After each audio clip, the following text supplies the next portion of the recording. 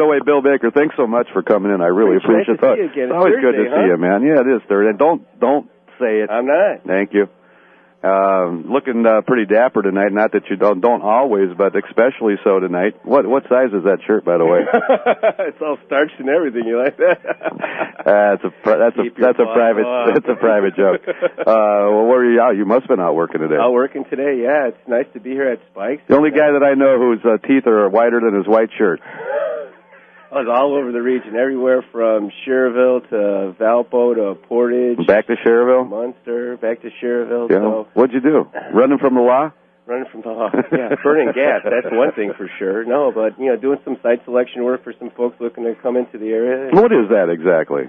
Is that something to do with, what, you buying glasses? Well, no, site selection would be if a preacher's one-man show has a retail, outlet and wants to, move into the area. It'll help him find, different opportunities that he can select where he thinks his business is going to be most profitable. You know what, that could be the key to success, really. I mean, that's the guy on the front end. You're running on the front end of the ball game. You're 100% right. And one of the reasons that we have the conversation quite a bit here when I come on Thursdays about politics, it's also really the first line between the public sector and the private sector.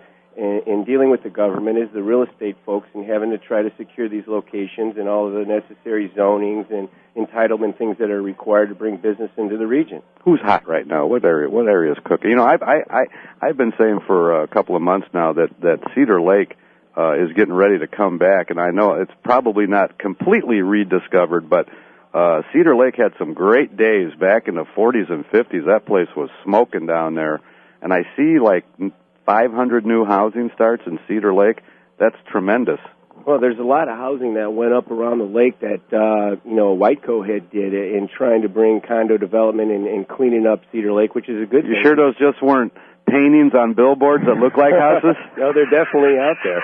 But, as everybody's read or saw on television that the residential real estate market is going through a down period, and now the retail is, because retail really follows rooftops, which is the residential. And it's about a year lag between what happens in the residential market and then what happens in the commercial market. So, Cedar Lake, it's still kind of out there from the perspective of the commercial. A lot of commercial stuff wants to be over here by, 40 and 31. A lot of stuff going on in Valpo from that perspective, around the university, and they have a lot of businesses that have been out there that are, generating a lot of jobs. And where there's jobs, people want to live. Crown Point. But, on